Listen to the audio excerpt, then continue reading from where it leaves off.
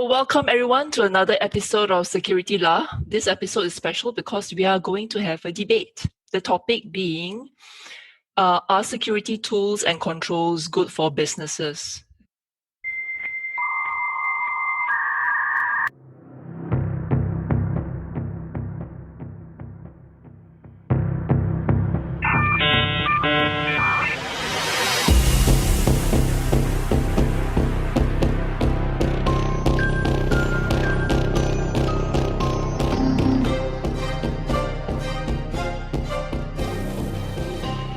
Welcome to the Security Lab podcast.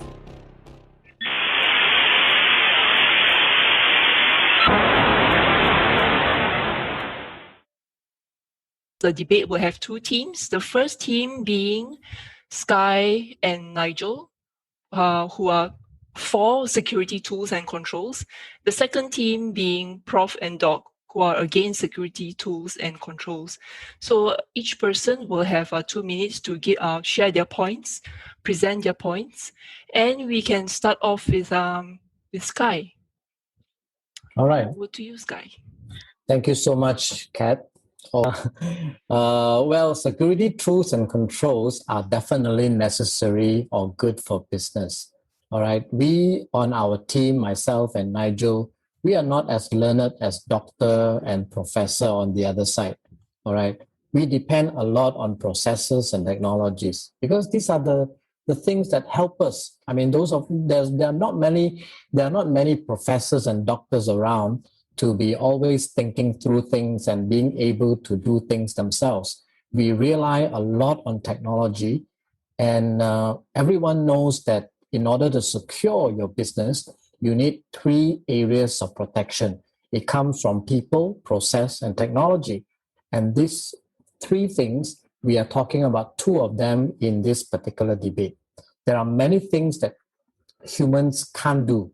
All right, there is a limitation to what we can learn and what we can do because we don't have, overall knowledge of security. There are so much of things happening all over the world. Money has been spent by technology vendors all over the world into research and development to address various needs, various challenges that are being faced, and people who is bound by geographical placing, lack exposure to countries that are faced with difficult challenges and borders. These are some of the areas that we feel that security tools and controls are definitely good and necessary for business. Awesome. And with that, let's hear the arguments from Prof, who is against security tools and controls. Prof, over to you. Okay, thanks, Kat. Now, I'm not saying that security tools, they don't serve a purpose, they do. But perhaps if we look at the general questions, I would like to pose is, do security controls necessarily improve security? Because do you think that we actually have security under control? And the first thing we need to do is, in any organizations, do you have the right control? And then what is the quality of our control? And in addition to all these that any organizations that have, the next thing we are bounded by a lot of standards to help us to ensure the quality of these controls. So from what I have seen, we are looking at day to day, different crimes are being reported, different data breaches and all those things are being reported to us. It impacts not only the organizations, but also individuals in general. So to me, in that sense, despite all the processes and technologies that are available, so are we actually doing it right? Because the first thing that I'll say is, do we have a one-size-fits-all solution? Actually, we don't. And given that the organizations varies by size and industries, having these kind of processes and technologies, they will just complicate matters. And in most cases, we always hear that humans are the ones who operate the processes. The processes and the technologies are designed in a neutral way. So in that sense, whether you have it or not, and then and also does it really help the organizations to prevent against breaches, hackings, and so forth? I would say that they are only as good as the tool itself, the users itself, and how they make use of it. Okay, thank you. Very compelling argument, Prof. And a very yes, totally addressing what Sky was putting forward just now. Now let's go over to Nigel, who is for security and tools. What would you say to what has been put forward already, Nigel? Well, if you think about it, a security control or a security tool is nothing but a safeguard or a countermeasure that helps an organization reduce risk. Now, you can look at it as technology risk, or you could look at it as overall business risk. But at the end of the day, it needs to address risk. And when it comes to any organization, if they are if they put themselves in a position where they have to accept a lot of risk, or makes it kind of gets damaged them to reduce the risk. This could be technology risk, or it could be overall business risk. And given the growing rate of cyber attacks that you see right now, having these kind of security controls are pretty important, more than ever, I would say. In fact, in most of these, in a lot of countries, it's pretty much a legal requirement now that companies need to protect information and data. So if you think about it, since it's a legal requirement, an organization needs to comply with it also. And if you think about it, compliance aside,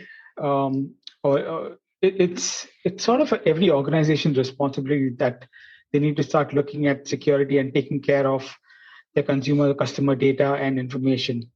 Because at the end of the day, if you hold someone's information, it's your responsibility to make sure you have the relevant security controls in place. So the way I look at it, I believe that having necessary security controls or tools in place would definitely improve the security for an organization, and it wouldn't make anything worse. It would definitely improve it. Thank you for that, Nigel. What I'm hearing so far, it's pretty good, but I shall reserve it for our summary after everybody has presented their points. And now over to you, Doc.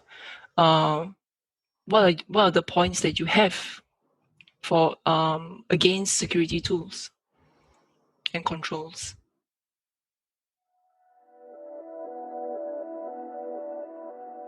Enjoying the show so far? Subscribe now so that you don't miss out on the latest episode. We are available on Spotify, Apple Podcasts, Google Podcasts, and many other platforms. Visit podcast.securityla.asia to get the links to subscribe.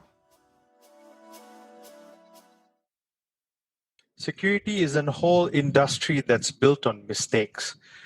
Because an app cannot secure itself, you now have all these compensating controls to make sure that the environment that you build that is already flawed being protected.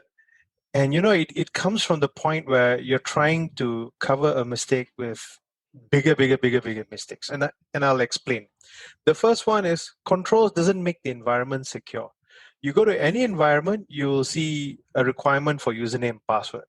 Guess what? Data breaches happen. Your password goes out in the open. And then you compound it by saying, oh, my password is too short. I got to make it longer. And guess what? Users are going to just bypass that control by saying, okay, fine. If my password is password, I just replicate it 3 times, become password. And there you go. You have a control, not really effective. Does it make your application or your infrastructure secure? Probably. Does it increase complexity? Yes. Walk into any data center and you'll see a whole set of racks with security equipment, sometimes even more than your production servers. And and a lot of times security becomes theatrics. People do security because they want to show they're doing security rather than actual sense. If you go into any organization, half of them have done awareness sessions. But are they really aware? If you send a link, they're still going to click on the link and you're going to have issues. So as such, guess where's the value of security? It's there because we're just spending on it, but do we really get security out of it? That's really a question. And imagine the kind of expenditure an organization has to put.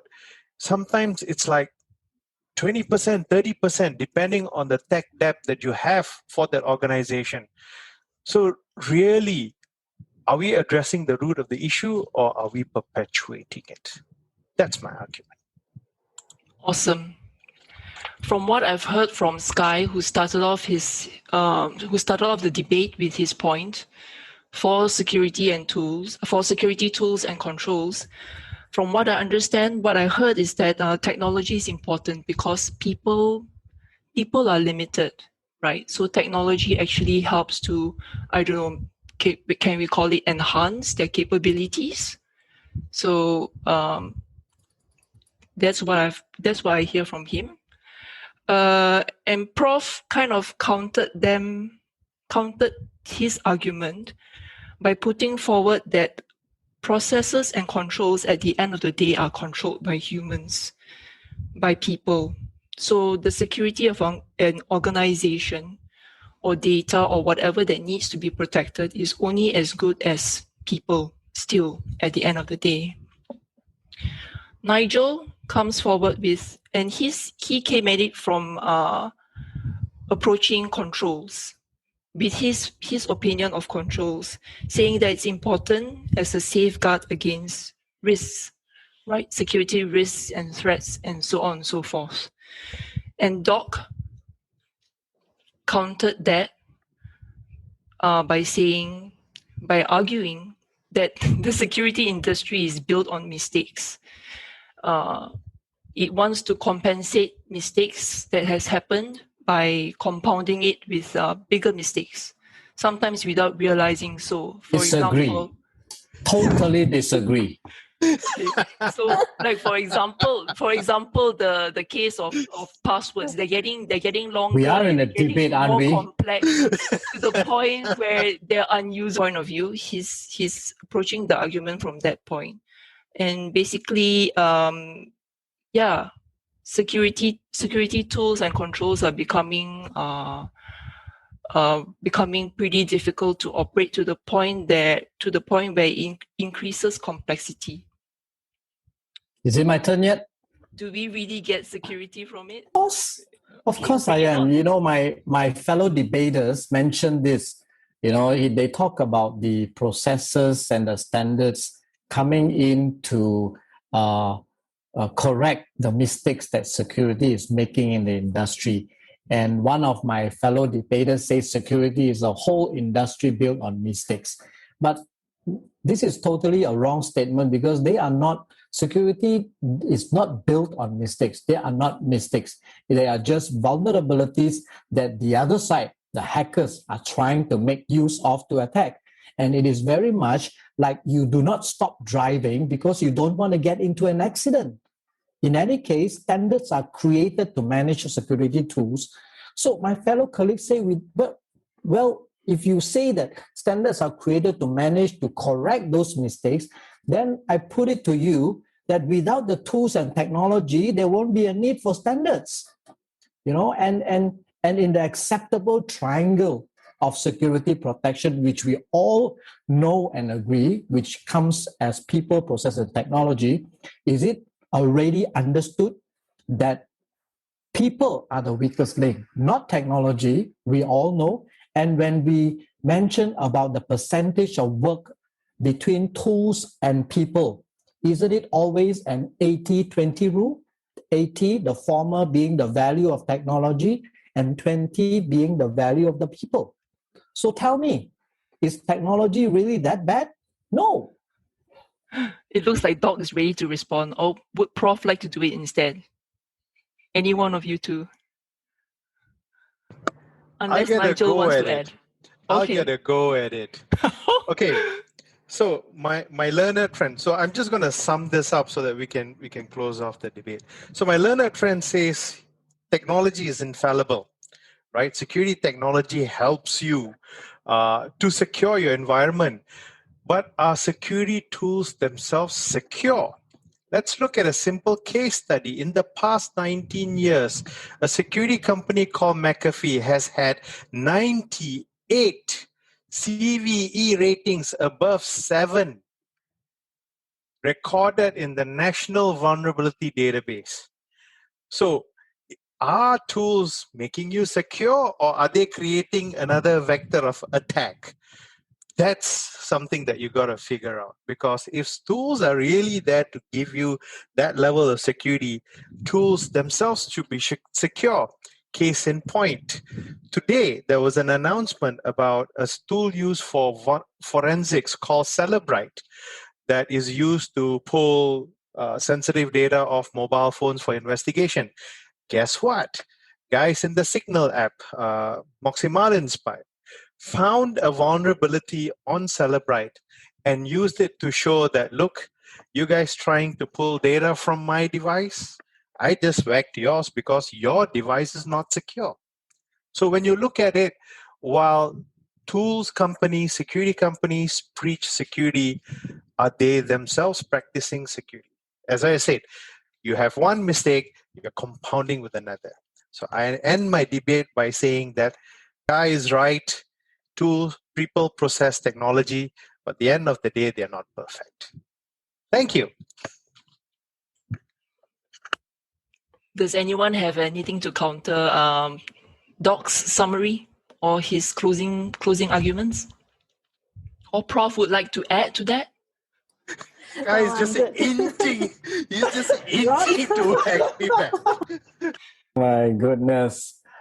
Again, it is a vulnerability, not a mistake. Thank you. I shall let Sky have his day. Good point. Okay, thank you, lady and gentlemen.